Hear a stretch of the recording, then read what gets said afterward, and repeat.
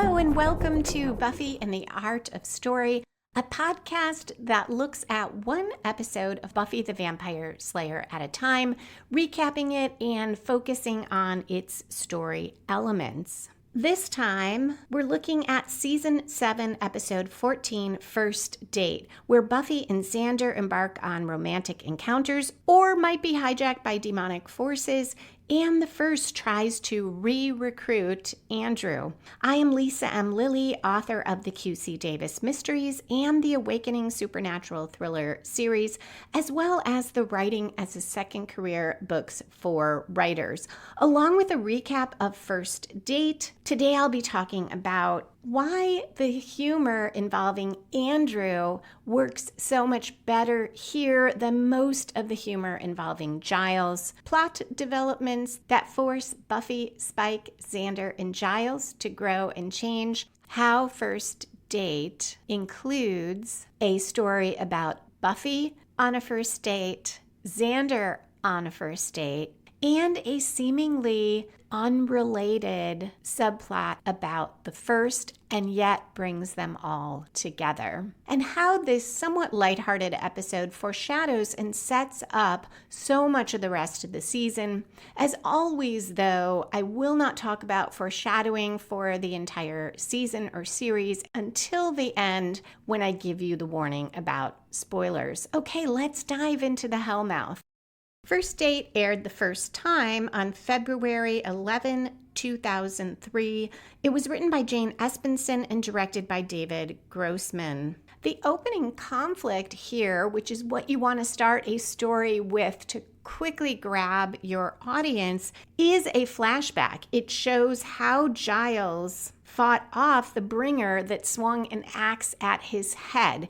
It was a scene that was cut off in much earlier episodes, leading us to believe that Giles probably was killed in setting up the arc where we thought he might be the first. Instead, we see a very cool fight scene where Giles gets the better of the bringer. The scene then cuts to Giles telling Buffy and a few of the potentials as they walk through the graveyard about what he did. He emphasizes how he acted on instinct and reflexes, that it's like having another sense. But he does not notice Spike, who comes flying at him and tackles him from off screen. Both Spike and Giles are really shocked. Spike because he thought Giles was the first and was evil, so he didn't really expect to connect with a body. And Giles asks then, why the hell did Spike tackle him? And Spike concedes that, yeah, that doesn't make any sense. Very believable, though, that that is what Spike would do because he acts on instinct himself. Giles now demands to know how Spike could do that. Why did his chip not go off? Because remember, in the previous episode, when Spike's chip malfunctioned and caused him so much pain that Buffy took him to the initiative. Kennedy especially looks suspicious as Buffy and Spike kind of stutter and stumble through the choice at the initiative to replace or remove the chip. They're finishing each other's sentences. Giles is shocked that Buffy removed the chip. She insists it's really okay. And we cut to credits at 1 minute, 29 seconds. Giles' shock and anger at Buffy removing the chip, which we're going to see a little more of in a moment, sets up his escalating anger and frustration throughout the episode, not just with Buffy, but with everyone, because he sees them as not taking everything they're facing seriously enough. On return from the credits, Buffy is in her bedroom. She's putting in some hoop earrings. Giles pauses in the doorway and tells her this is dangerous. And she says it's not an issue. Those are myths about earlobes coming off and flying all over, which made me laugh because in gym class, I remember that being a huge thing about the girls had to take out their hoop earrings and the gym teachers telling us that they get caught on things and your earlobes would come off. Giles, of course, is talking about Spike's chip, and Buffy says free-range Spike. And she tells him it was an instinct like what he was talking about in the graveyard. And Giles now says he made that up. He knew the bringer was there because its shoes squeaked. He's worried about all the demons, and now he's worried about Spike too. And Buffy says, and the principal, and explains that she saw him with a shovel in the basement. Plus, he's got that too charming vibe, which she's looking into. That is not reassuring to Giles, as it's pretty clear Buffy herself finds Wood very charming, and that sets up some of the chemistry between her and Robin Wood in this episode, opening the way for this to be about a date, and as it turns out, more than one. Buffy reminds Giles that Spike had the chip before, and it didn't stop the first from triggering him and siring all those vampires, so there's really no difference now. But Giles makes a pretty good argument that a new chip might have restrained him. The old one could have been malfunctioning already. Buffy says he has a soul now, and that is what's going to keep him from hurting people. Also not a perfect argument because Spike had the soul when the first triggered him. So I can see both sides of this. Buffy goes on to say that Spike can be a good man, but he'll never get there if they don't give him a chance. Which raises some really interesting questions about rehabilitation and redemption, because Giles isn't completely wrong that giving Spike a chance could be putting the lives of all the potentials and many other people at risk. Giles shakes his head as Buffy is speaking, and he tells her he wants more for her. He can hear the emotion in her voice, and it's a future filled with pain. So here he is talking about her potentially romantic relationship with Spike, not the danger to everyone. And he says again, he doesn't want that for her. She tells him things are different, and he says it doesn't matter if it's not physical with Spike. There's a connection, and it's affecting her judgment. Now going back to the danger to others. Buffy tells him she hasn't lost sight of the big picture. When Spike had a chip, it was like having him in a muzzle. Giles is not convinced. He says she's gambling with a lot of lives. I never noticed before that concern that he has for her emotional well-being before. In my memory, his warning to her is always about Spike is posing a danger, and it's kind of sandwiched in there. But I think it is significant. Giles watched her go through all of that pain with Angel. I can see that he would be concerned that not exactly the same history, but a lot of that pain could repeat itself. We are about 10% through the episode, and typically that is where you see a story spark or inciting incident that gets the main plot rolling, there or earlier. If it comes later, the story tends to be a bit slow. I had a little trouble picking it out because there are a few storylines here. Buffy's comment about looking into Principal Wood sets off the storyline of her date with Robin Wood and what she learns about him. This next scene sets off Xander's first date. He's at a construction work site and looks across the way where a hardware store seems to be having some sort of outdoor sale. I live in Chicago, so that is not a common thing. Maybe in California, where it is warm more often, the hardware store opens up its doors and is sort of indoor, outdoor, as many other things are. A very pretty woman is looking towards Xander, and he walks over and asks if he can help. She seems kind of confused. She responds that he's not wearing a green apron, and Xander says, confused but sort of randomly observant. She clarifies that she means he doesn't appear to work there. They introduce themselves. Her name is Lissa. She is played by Ashanti, and the same year as this episode released, Ashanti won her first Grammy Award for her debut album for Best Contemporary R&B Album. Lissa tells Xander she's not sure what kind of rope she needs, and he says it depends why she needs it. Is it for around the house, recreational? She smirks. He clarifies he means like boating or mountain climbing, not tying someone up for sexy, funky fun. They continue to joke around and flirt, and she says she needs it to store her kayak, maybe suspend it from the ceiling. He tells her she'll need a stronger rope and then asks her out for coffee. The scene cuts to Buffy going through Principal Wood's office. She looks through his papers. She spots a cabinet taking up most of one wall, and she opens it, but Wood walks in and asks what she's doing. She claims she's looking for file folders and pencils, mechanical pencils, so she can write on a folder with a mechanical pencil. He tells her the supply cabinet is in the outer office. She's a bit flustered, and then he asks what she's doing tonight, and Buffy says, preparing for tomorrow's counseling sessions, and he responds, no, really.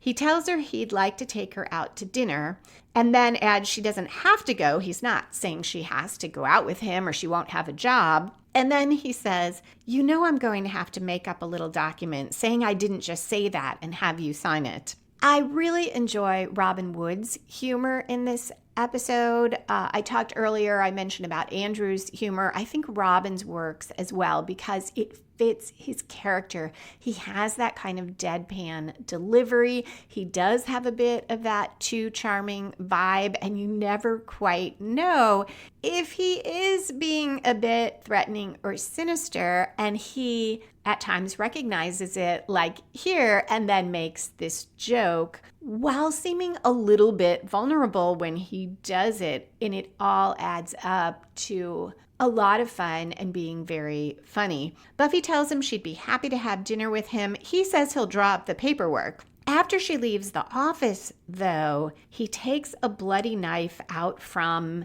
the inside pocket of his jacket. It's wrapped in a handkerchief, and he wipes blood off of it, then opens his cabinet, and inside is a whiteboard which he raises, and behind is an entire display of knives and swords. Not making us feel better about Principal Wood, and a terrific way to set up tension as we go to a much quieter scene. Willow folds laundry in the living room as Buffy tells her about the date. They talk about Wood being a young, hot principal, and then Buffy says maybe it's about work. She could be promoted for doing a good job, and Willow laughs. Buffy looks hurt, and Willow backpedals a little, and Buffy then says it could be that Robin Wood is evil and wants to kill her. Willow says, well, you have to dress for the ambiguity.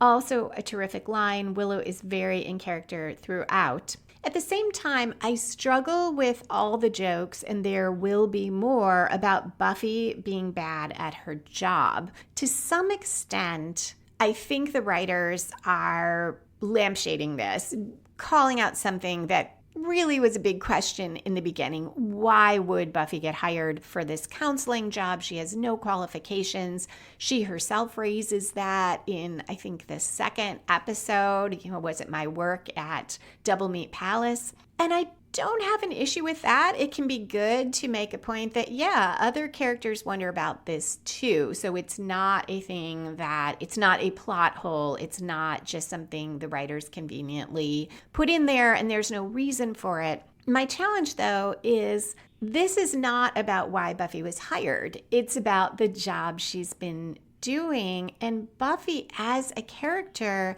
is a very dedicated person. She was not a good student, but it wasn't because she didn't try or wasn't smart. It was because her Slayer duties kept pulling her away. Back in the episode where she needed recommendations from her teachers in high school, and she was so devastated that her teacher of her favorite class didn't even remember her, that felt authentic to Buffy and who she is. This does not. It's also why I had trouble in the episodes where she falls asleep while a student's talking to her.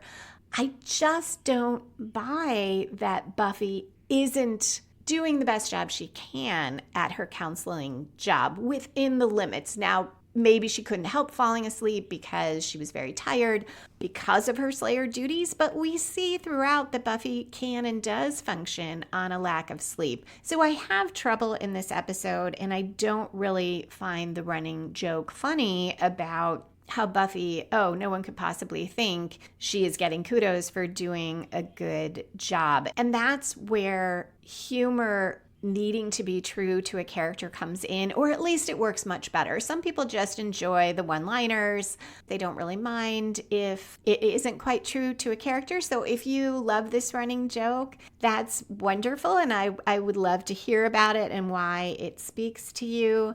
For me, it feels more like everyone's kind of making fun of Buffy, especially because she's clearly hurt.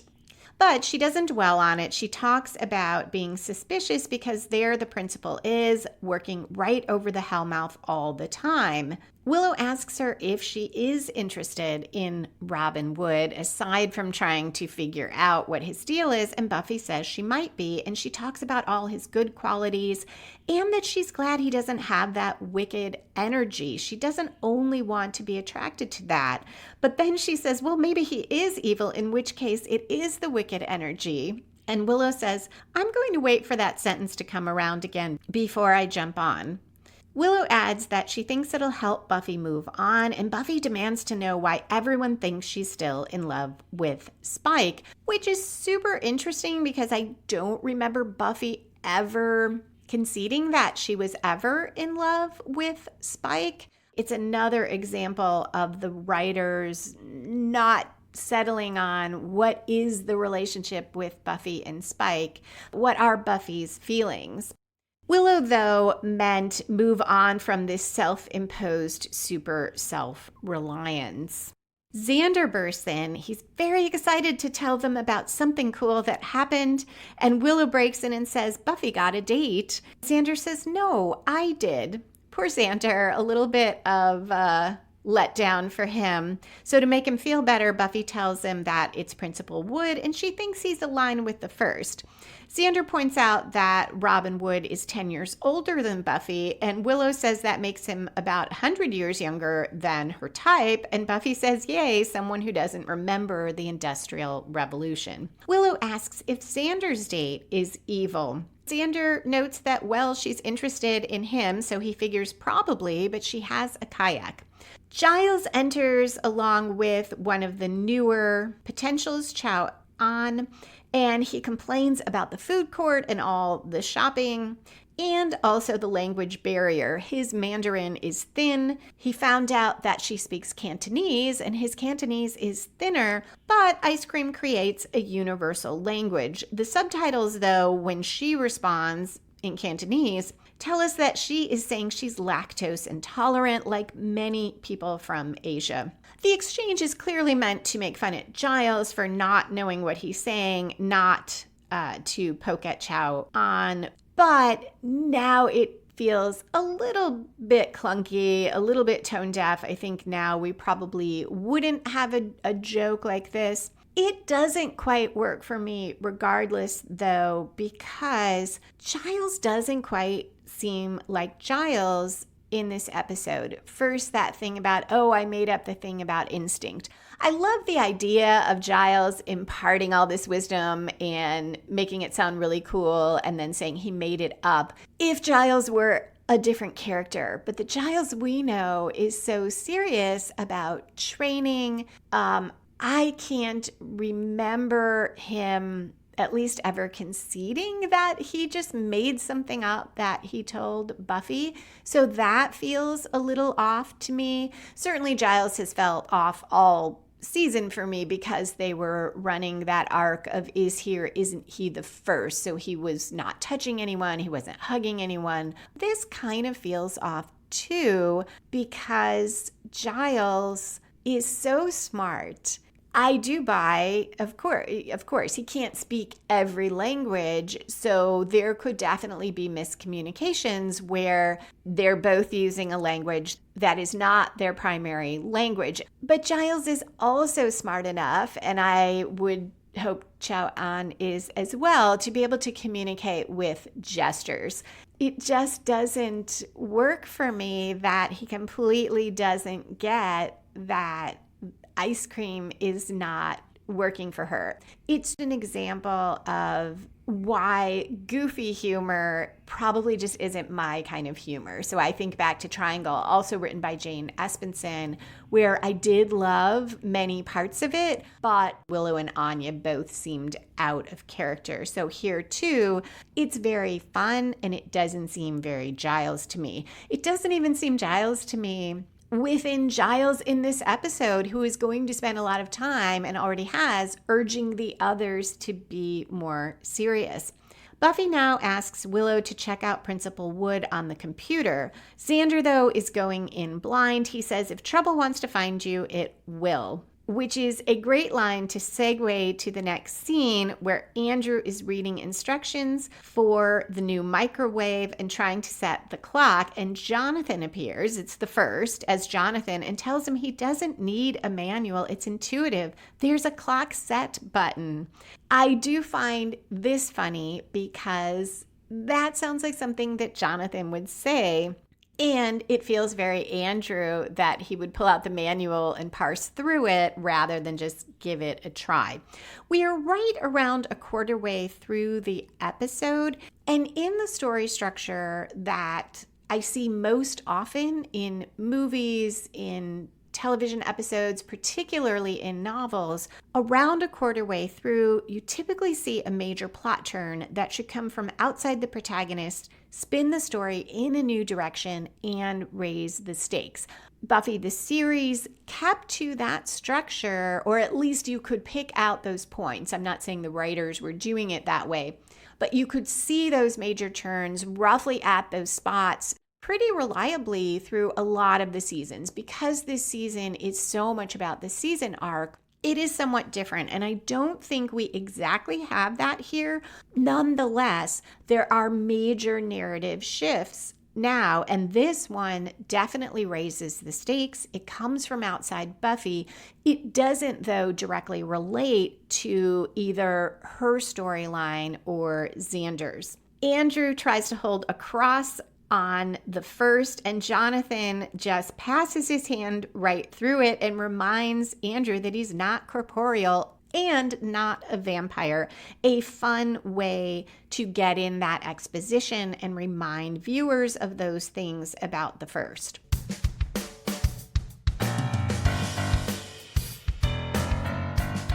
If you have been listening to recent episodes, you know that I just released The Skeptical Man, the 7th book in my QC Davis mystery series. While the main character Quill continues through all of the books, you can read them in any order. In The Skeptical Man, Quill C. Davis, private investigator and lawyer, tries to solve the murder of a close friend's husband, a magician with a complicated past. Here is an excerpt from Chapter 1. Julia waited on the 24th floor, holding open the glass door to the judge's chambers.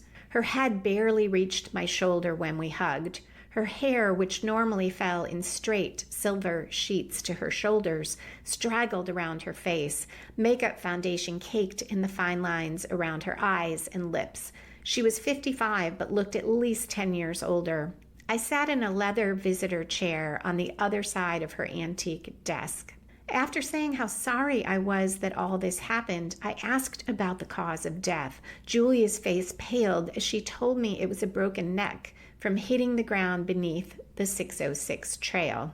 She must have finished her court call hours ago, but she hadn't taken off her judge's robe. Her arms stick-thin poked out of her rolled-up sleeves. The police say it was a random mugging, but I'm certain it's not. Why? He was a magician. And that means I took out a small notepad and pen I always carry with me in my shoulder bag. 40 years of sleight of hand. He'd never fight someone over his wallet. He'd hand it over after slipping the cash out. I nodded. Maybe. Still, staring at a knife is scary for anyone. No one knows how they'll react.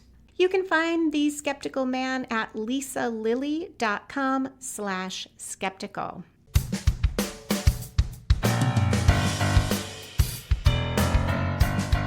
Andrew asks what Jonathan/the First wants, and that is how Andrew refers to him, which I also find funny. This is very Andrew. He warns the First that he takes Buffy's orders, not orders from the First, that he's redeeming himself for killing Jonathan. The First queries how he could ever be let into the gang after doing that, and Andrew says a lot of Buffy's people are murderers.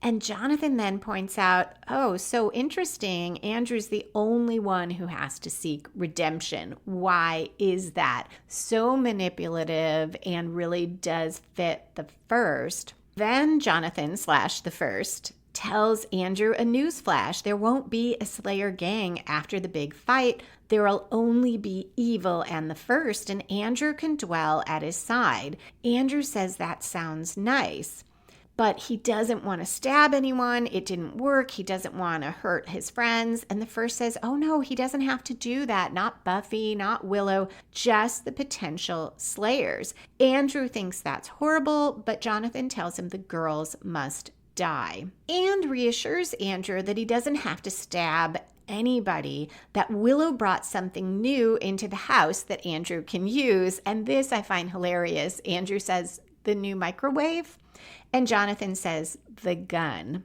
At about 15 minutes into the episode, Anya is trying to get a spot out of Buffy's sweater. I'm pretty sure this is the sweater Dawn was wearing that she got pizza sauce on in Conversations with Dead People and shrugged and said aloud, well, Buffy will think it's blood. Anya, now working on the sweater, says she doesn't think that it's a date, and Buffy says that's why she's wearing an outfit that works for a casual office event, a date, or you're evil and I'm going to kill you.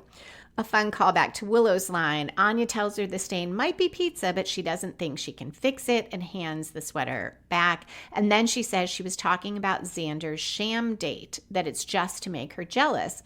Buffy does the friend thing and tries to reassure her, well, it's not working. And Anya, ever honest, says, of course it's working. She's bitter. Just listen to the shrillness in her voice. Buffy is wearing jeans and a lacy camisole. She takes the sweater, says she better go find something else to wear, but runs into Spike in the hallway. He averts his eyes and says, heard you got a date. And Buffy says, well, it's unclear. I mean, I have this whole theory about a promotion, or he's evil. And Spike says, Buffy, I'm all right. And she tells him, you don't have to. And Spike says, what? Be noble? I'm not. Really, I'm all right. Think I still dream about a crypt for two with a white picket fence? My eyes are clear. Buffy is relieved, and Spike adds, never much cared for picket fences anyway. Bloody dangerous. I love that too, because it is a call out to all the vampire shows and movies where the vampires just have all this like wooden furniture around and things that can easily be broken and used to stake them. Buffy tells him he ought to try going out too, and as she walks off, he looks sad.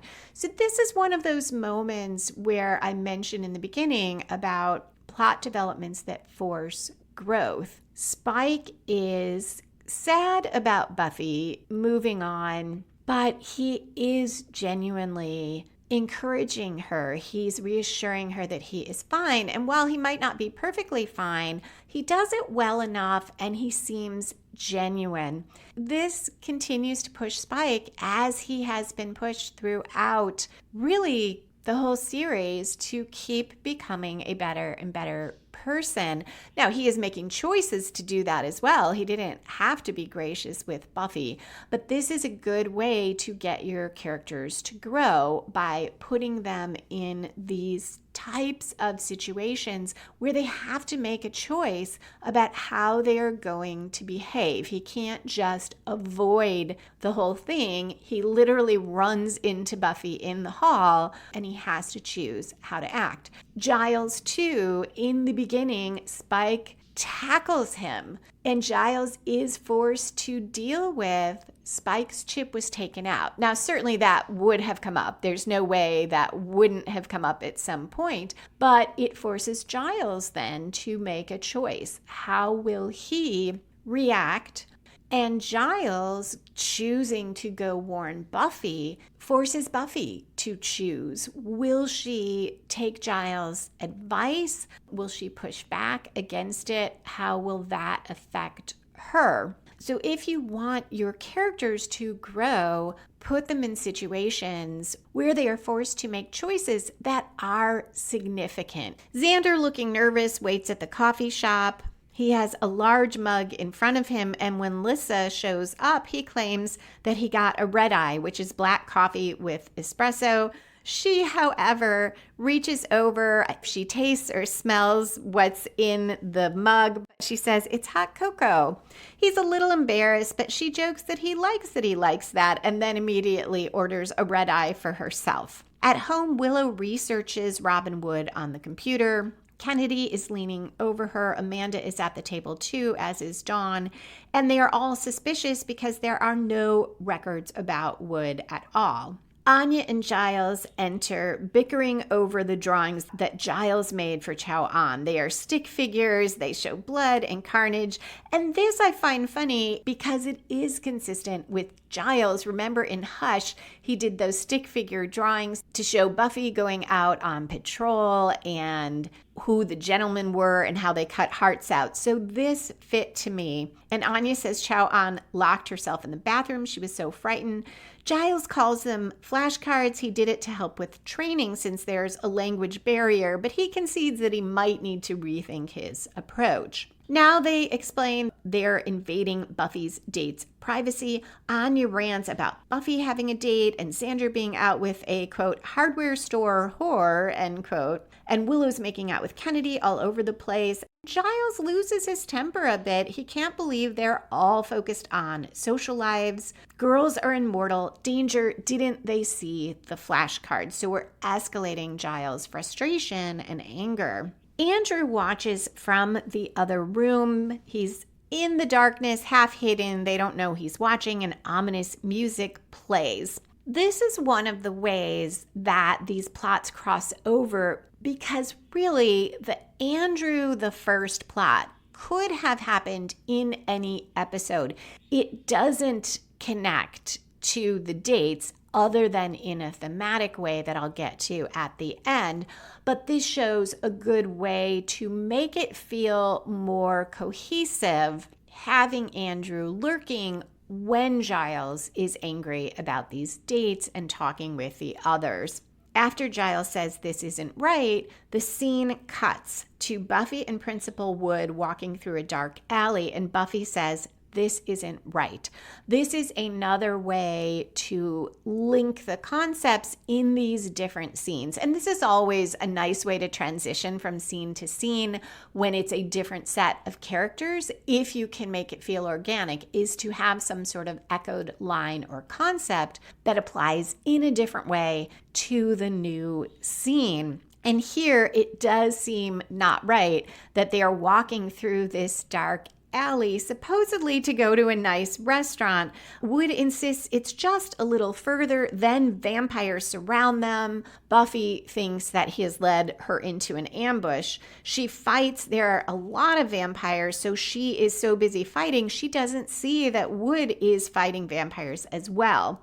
He stakes his last one after she staked the last of hers. He's doing a great job fighting, which shocks her. After he dispatches with the last one, he twirls his stake and offers her his hand to help her off the ground. And he says, I guess we should talk. And we cut to a commercial. So a great hook, a great story question to keep viewers hanging in there. We return from the commercial at 21 minutes, 28 seconds. So that is a little more than halfway through the episode. Typically at the midpoint of a story, any story, you see the protagonist making a major commitment, throwing caution to the wind, or suffering a major reversal, or both. And even in the Buffy episodes where the structure has been somewhat different because of all the continuing plot lines, we have usually seen that midpoint commitment or reversal, and that tends to make a plot very strong and really keep it moving. Here we don't exactly have that, but we have very significant plot developments. This one where First, it seems like a reversal for Buffy, like she's been led into an ambush. And then Robin makes a commitment in a way because he is clearly going to tell her the truth now when he has been holding back the entire season. Now, the question is, does either drive the story forward? Because the reason that a midpoint commitment or reversal works so well to keep your story going is that from there on, the protagonist is generally driving the story, where before that, the protagonist can be more in reactive mode, reacting to what life has thrown at them. Here, that doesn't exactly happen because Buffy is more, at least for a bit, going to be reacting to what Robin is throwing at her. And Xander, who has his own storyline, is not going to have a reversal yet. So on return from the commercial, Robin Wood tells Buffy the restaurant is right here. Then we cut to Lissa and Xander. They are mid-conversation, a great way to avoid having your character tell a new character things that the audience already knows very well. So we tune in on Lissa commenting about how that must be hard for Xander seeing Anya every day, and that it sounds like Anya never lets him forget what happened. He says maybe he shouldn't forget. What would have been their anniversary is coming up, and that's why Anya feels so bad right now. I love that insight into why Anya is particularly jealous and angry. I like that Xander has that insight and awareness. Lissa, though, makes a really good point. She says, would it have been better if Xander went through with the wedding despite his concerns? It sounds to her like they're both better off. And then she jokes that it turned out good for her, and that's what really matters. This is nice, and I feel like it is a small moment that forces some growth for Xander. And forces might be the wrong word. Here I would say aids some growth for Xander. It is, as best I can recall, the first time someone has not let him off the hook, but pointed out that it would not have been better for him to get married. I think that his friends believe that, they think that, but we haven't really had someone say that, and that maybe he can stop trying to make up for it or stop feeling so guilty about it. And maybe it is time for him to move on as well. So we also have some themes of moving on here. We had Willow observing Buffy moving on, Spike finding that he needs to let go more, encourage Buffy to move on. And Xander now clearly appreciates Lissa pointing this out, and he says he should have taken her somewhere better. She says she can think of something fun to do, and we cut back to Buffy asking Robin Wood how the hell he did that, fighting off those vampires. They're in a fancy French restaurant. It's dim lighting, there are candles and piano music, and he knows she's the Slayer. She guesses that he's working on the Hellmouth because he fights evil. And he says, yes, he maneuvered himself into that position and maneuvered Buffy there too. Then he laughs when she says, oh, so he didn't hire her for her counseling skills. I'm a little more okay with this part of the running joke because that was a real issue, that why did he hire her? But now Buffy seems a bit hurt about that, where earlier she herself questioned that. Buffy asks why he didn't tell her sooner about his vampire fighting. Didn't he trust her? And he tells her it's not that. He wasn't sure he was ready to jump into the fight yet, but now the fight is starting and he can't worry about being ready. He has to do something. And he tells her he knows about Slayers because his mother was one. Buffy is really taken aback. She says she didn't know any Slayers had children.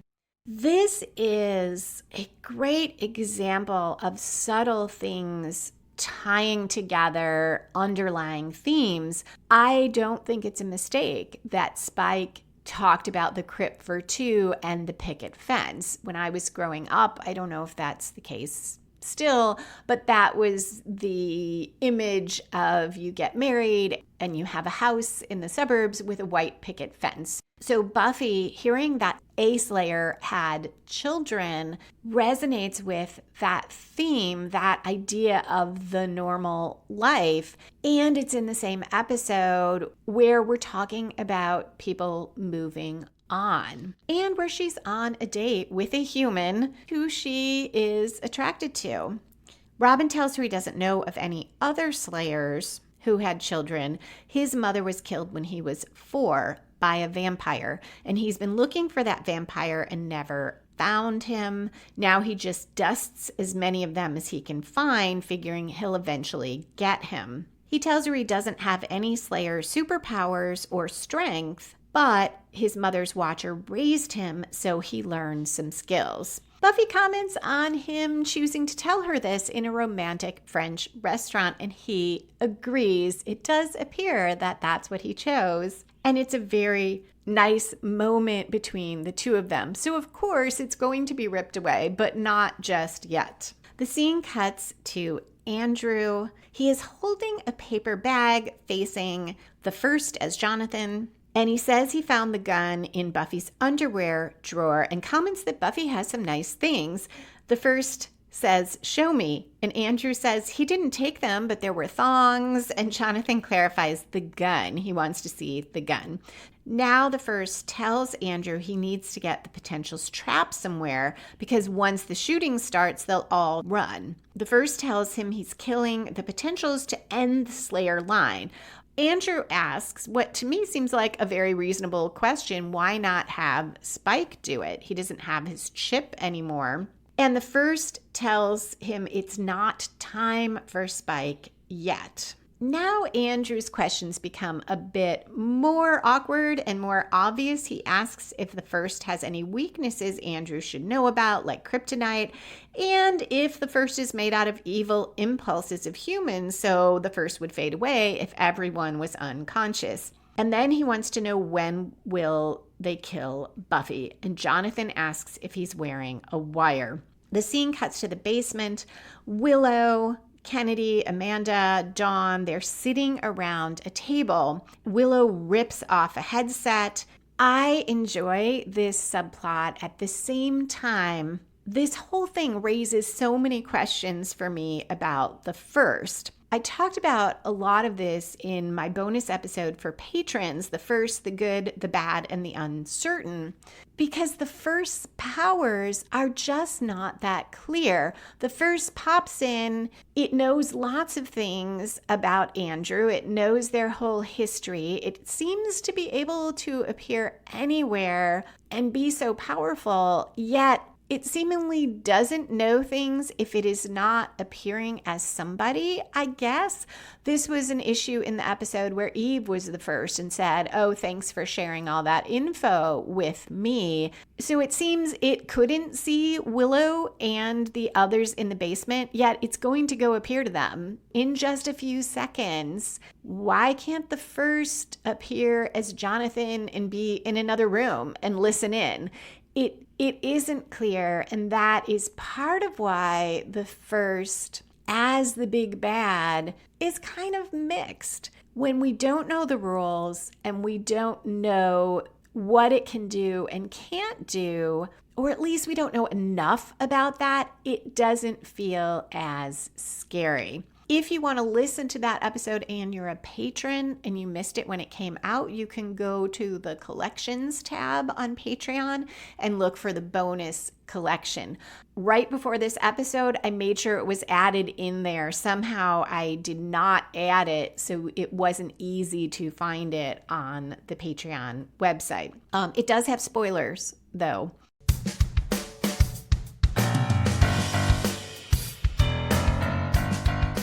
If you find the way I talk about story, structure, and plot helpful and want to apply it to your own fiction, you can get free story structure worksheets at writingasasecondcareer.com/worksheets. And remember, if you become a member of the Patreon community at the $25 level, after 2 months, you can send me your filled out story structure worksheets or a plot outline that you create separately up to 1,000 words and another 1,200 words of your novel. And I will provide written feedback on your key conflict, major plot turns, and significant subplots based on what you provide.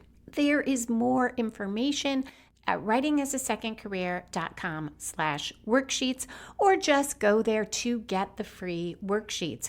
You can join the Patreon community at patreon.com/Lisa M. Lilly. That's patreon.com/LISA, M as in Marie, LILLY. Patreon.com/Lisa M. Lilly.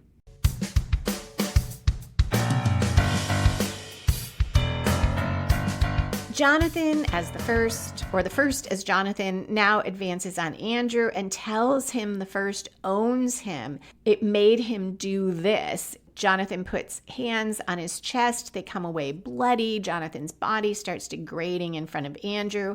And the first tells Andrew that Jonathan is spending an eternity in pain. Andrew says, "You're not Jonathan," and points out the first is trying to get him to shoot innocent girls, and he won't do it. He knows he'll pay for killing Jonathan when the fight is over, and the first says he'll pay for more than that. Downstairs, Willow has the headphones on again. Willow says she's hearing more, but Kennedy takes the headphones off her. The voice is everywhere. So this too, the first can make its voice echo and sound to everybody, but it can't see what they're doing or hear them until apparently it appears as Jonathan in front of them and tells them they only hear what he wants them to hear. The body is more degraded now. One eye is coming out, and as Jonathan, it says, "So many dead girls. There'll be so many." And we cut to Xander. This is about 29 minutes through the episode. Usually here we see another major plot turn that grows from the midpoint and takes the story in another new direction. So we don't exactly have one major plot here. It's not just a story about Buffy's first date or Xander's first date. As I said, this plot about the first really could happen in any episode, but each of these has some major turns. The first appearing to all of them, threatening all the potentials, somewhat of a turn, amping things up. Now, a major turn for Xander. If we were looking at just his subplot, this would be that major reversal. It does spin the larger story because Buffy is going to have to come and get him. So it does start the intersection between Xander's date and Buffy's date. Xander is tied to that cross over the seal, and Lissa thanks him for helping choose the ropes. Otherwise, they wouldn't have been strong enough. And he asks, is this because he's friends with Buffy? But she asks, who's Buffy? And when he says the Slayer, she is surprised that he knew the Slayer. So it has nothing to do with that. He can't believe this keeps happening to him. And Lissa tells him he just seemed like a nice guy and she wanted to get to know him. And he says, and kill me? And she says, sure. And I love the way she says it. So like, okay, that's just normal. She uses a pulley system and raises the cross over the seal. The scene cuts to Dawn, who takes the wire off Andrew. They're upstairs now. He winces as the tape comes off. Spike scoffs at them trying to record the first evil, but Willow says they were trying to study it. They don't know anything about it. Andrew tells them about the first saying they're not ready for Spike yet. Dawn is very encouraging to Andrew, proud of him for standing up to the first, which is a pretty big deal. I, on first watch, thought maybe the first had persuaded Andrew to switch sides again. Anya asks what the first wanted him to do, and now we get some humor from Dawn, which feels pretty realistic. Andrew says, shoot all the girls, and Dawn says, shoot girls? Andrew responds, not you, just the potentials. And Dawn says, oh, that's something anyway, something tragic. Giles says all of this happening proves his point. They should be circling the wagons, not going out on dates. Spike says he'll go get Buffy. So this does start to intersect with Buffy's plot as well, the fact that the first appeared. Willow, though, says she'll call Buffy. Before she can, a text comes through from Xander. Willow says it's a code or a signal, and she says, "We have this system we set up a while back, like codes. This one's either, 'I just got lucky, don't call me for a while,' or 'My date's a demon who's trying to kill me.'"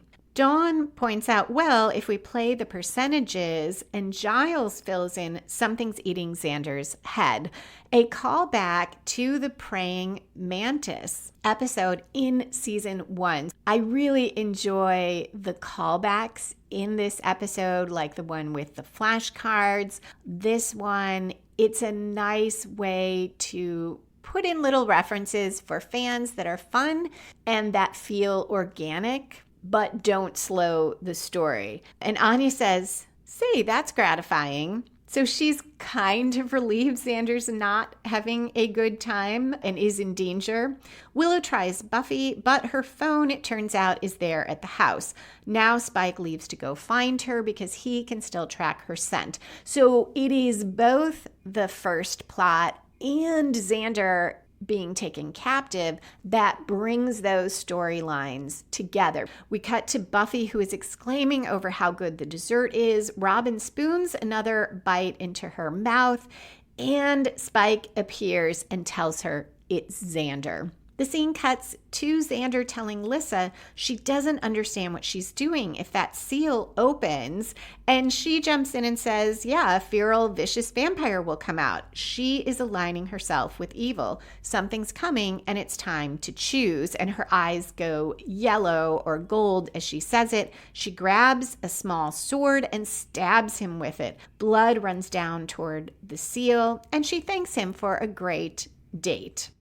I enjoy her humor as well. We don't know her that well, but it all fits her character. She's kind of lighthearted, a little bit of an edge, fun, and she's a demon. So this is a great date for her, and it makes sense that she likes Xander, so of course she's going to have a nice evening and then try to kill him, or at least use all his blood to open the seal. We cut to a commercial with Xander in peril, a good hook, and return to Robin driving. Buffy sits in the front seat and Spike is in the back. They talk about how Willow did a locator spell, so they are sure that Xander is at the high school. Wood asks how Buffy and Spike know each other, and Buffy says Spike works with her, and she clarifies, in the struggle against evil. Wood glances in the rearview mirror, but it's very quick, so it's unclear if he registers that Spike does not appear in it. We are now at the climax where the opposing forces have their final clash and resolve the main conflict. Buffy bursts into the basement, calling Xander's name. She fights Lissa. Spike rushes in and helps. Lissa is super strong. She's able to throw Spike aside. He vamps out. Robin Wood sees it and says aloud, but mostly to himself, he's a vampire. So maybe he did not notice that in the mirror. Xander tells him to hurry, and Wood cuts Xander off that cross over the seal. On rewatch, looking at it closely for the podcast, it's a little weird that Robin Wood takes so long to cut Xander down. There's a bit of fighting with Buffy and Spike where it seems like Robin's just kind of standing there watching, but we need him to have that moment where he sees what Spike is. As Robin is trying to cut those ropes, the seal is lighting up and is opening piece by piece at his feet. An Ubervamp's arm comes through, grabs Wood's legs, but he does get Xander cut down, drags Xander off the seal, and it shuts again piece by piece, cutting off the Ubervamp's arm. Lissa, Buffy, and Spike keep fighting, but Buffy finally slices Lissa's head off.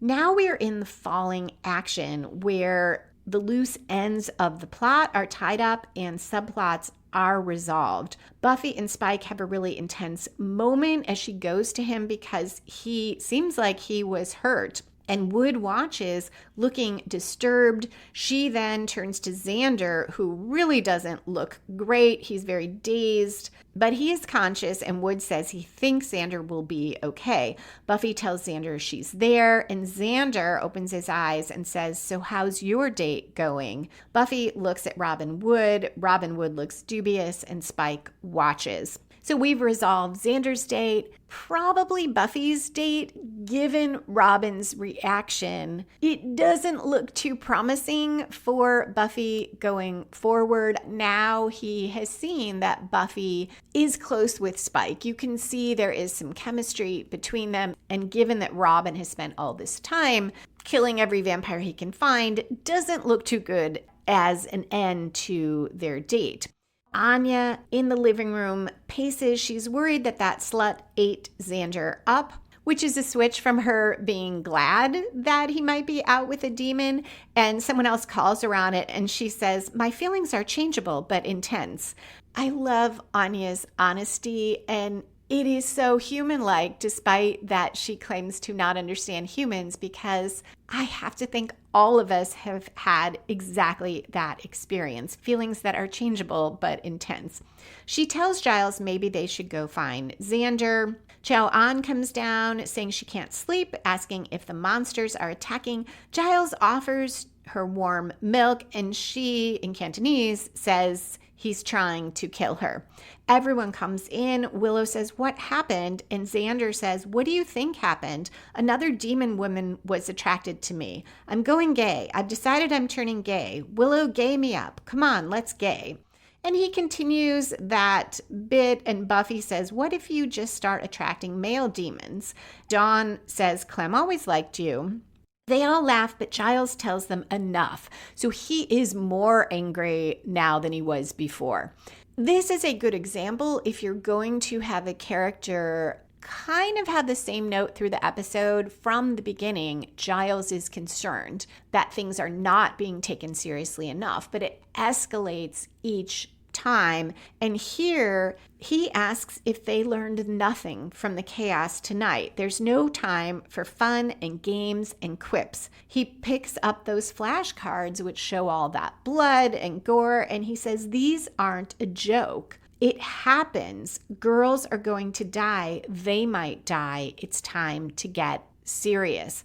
And I enjoy that it's not a joke, because in the episode in the beginning, it's kind of a joke, but the character's saying it's not. This is serious. These might be crude drawings, but these are things that happen. The scene cuts to Buffy sitting alone in the living room looking pensive. Spike joins her, asks if she heard about what happened that night, and she says Willow told her the first is back in the mix. Spike says, it talked to the little boy, said it wasn't time for me yet. I should move out, leave town before it is time for me. And Buffy says, "No, you have to stay."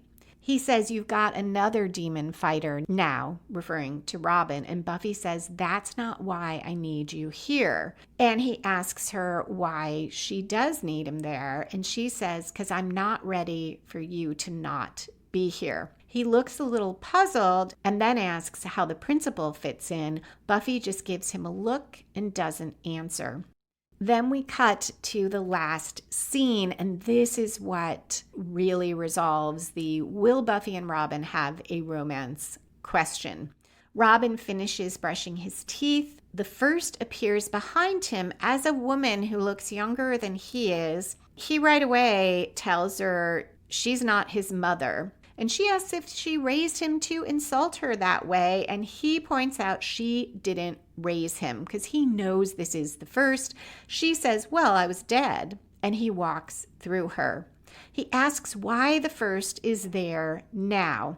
She tells him he's been coming up in the world. It makes a mother proud. But he tells the first his mother will be proud when he takes the first out. The first asks if he'd like to know who killed her. She knows he went looking for him and tells him he can check it out later, see if the timeline and places fit, and goes on, "You met him, you know him, you fought at his side." And Robin says, "Spike." And the first, as his mother, says, "Now, what do you say?" Robin says, "Thank you." and that ends the episode. Such a big revelation to end an episode with. It is a game changer. It changes things going forward in the world at the same time that, as I said, to me, this resolves are Buffy and Robin going to go forward and date? I don't see how that happens. Not only is she close with a vampire, it's the vampire who killed his mother. And this last scene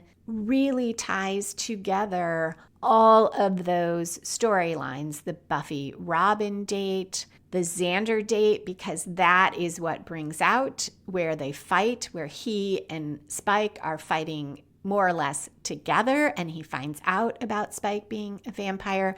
It doesn't directly tie into the first appearing to Andrew, but thematically it does, because it seems the first picks who it appears to. It is pushing on different levers and manipulating people. Tried to manipulate Andrew to kill the potentials. It didn't work. Now it is trying to manipulate Robin. So we see it trying once and failing, and now trying with someone else who we have just seen is very powerful and has a personal reason that it tapped into, and that is consistent with Robin's view of what he should be doing as a vampire fighter, as someone seeking justice. The first was trying to push Andrew back to being evil from his attempts to be good, but here the first is playing on what Robin sees as good, but also tapping into vengeance.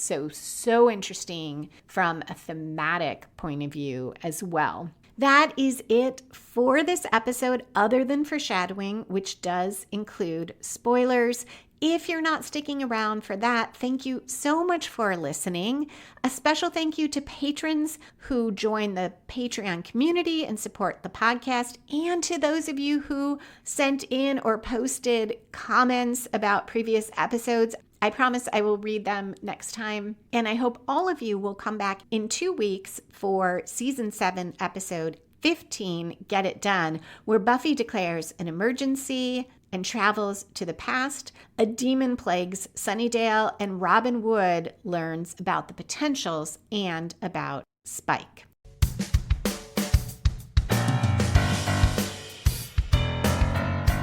And we are back for foreshadowing, which does include spoilers.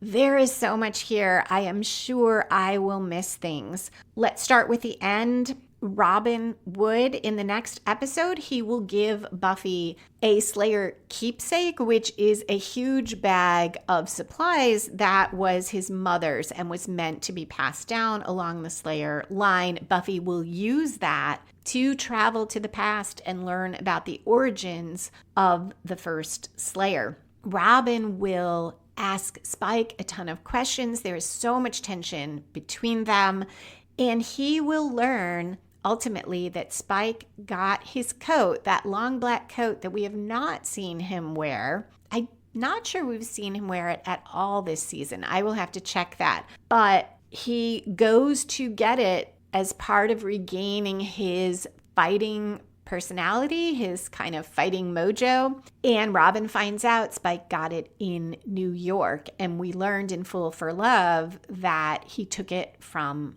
a Slayer, one of the 2 Slayers that he killed. So this will confirm for Robin that Spike is the monster who killed his mother. This will lead him in a few more episodes to confront Spike and try to kill him. And Giles, all Giles' frustration and anger, his concerns about Spike, Robin will play on that and get Giles help. Giles will distract Buffy so that Robin can trap Spike. That is set up here. This also adds to why Giles, in Empty Places, does not stop everyone from kicking Buffy out. Now, could he? I'm not sure he could, but he continues to be concerned about Buffy. He questions her judgment, and a lot of it arises from this difference between them about Spike. A foreshadowing of what doesn't happen. I do not think it ever becomes clear how Buffy feels about Spike when she says, "Because I'm not ready for you to not be here." I like the line in the sense that it tells us Buffy is not sure about her feelings, but she feels better that Spike is there. In the future, she'll say Spike is the only one who has her back, and she isn't wrong about that in a personal sense.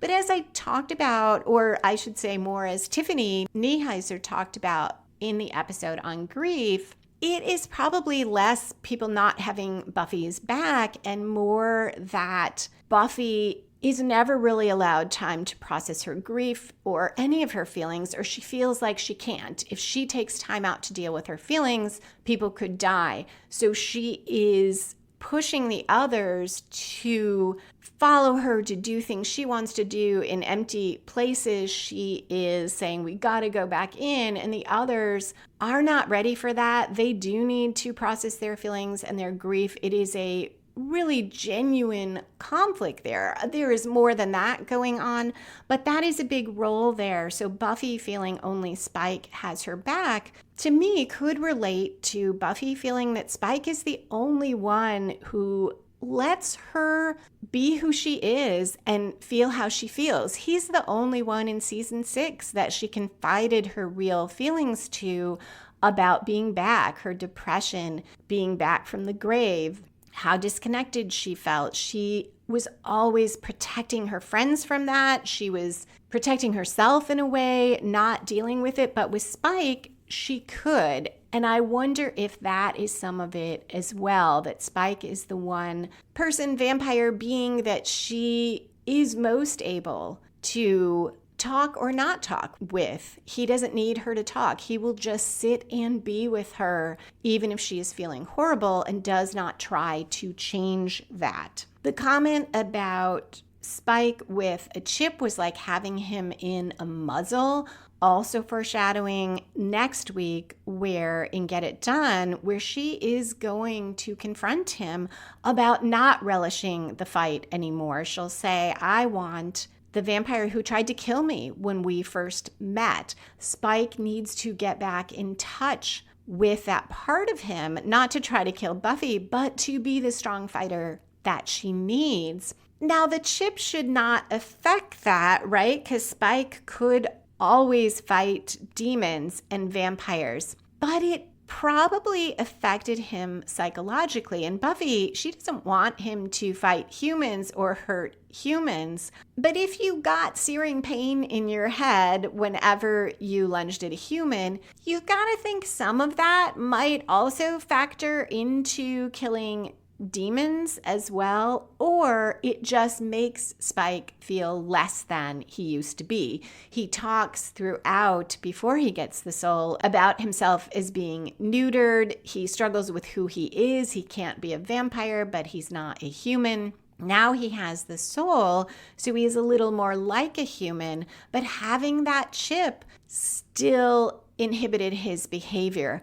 And there is an issue of there are a lot of humans who are going to do the first's work for it. Does Buffy want Spike to be able to kill them? No, but she believes that having a soul will allow him to make the same types of decisions that she does, and she trusts him to make those decisions.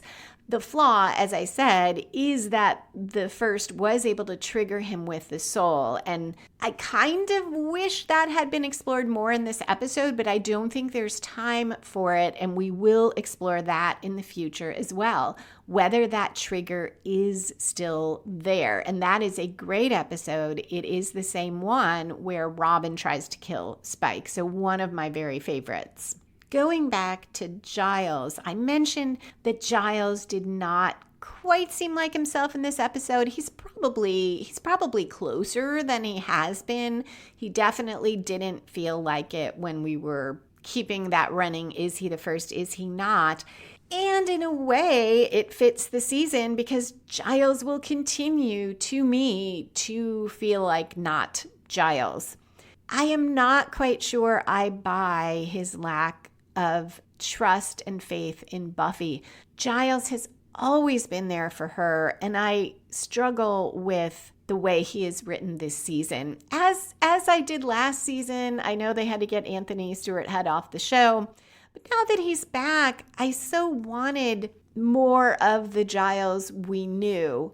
And I like that it is somewhat justified here because we are pushing Giles. His concerns about Spike can be understood, but I will continue to feel that his opposition to Buffy just doesn't quite fit. I'll talk about that more as we go forward, but in terms of setting it up, this episode does a good job of that. It is sowing those seeds of a major difference between him and Buffy on strategy and giving us the reasons for those concerns. Finally, more building on the idea of ending the Slayer line, having the first say that here to Andrew, and that it's not time for Spike yet, does a great job of setting up Get It Done, where Buffy goes back, meets the Shadow Men, finds out the origin of the first Slayer, and the Shadow Men tell her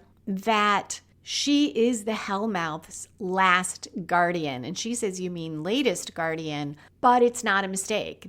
Beljax's not sure I'm saying that right, the Oracle also talked about the end. So this keeps building on that and sets us up to finally get at least some answers of how the Slayer line began and continue to foreshadow that it will end. When it does end, and I hope I remember to talk about this at the time, it is one final major time that Buffy as a character and Buffy as a series subverts the original concept. The Slayer line does end, but for an entirely different reason in a different way by empowering the potentials rather than all of them being knocked out. So that is it for spoilers, foreshadowing in this episode. Thank you again for listening. Come back in 2 weeks for season 7, episode 15, Get It Done,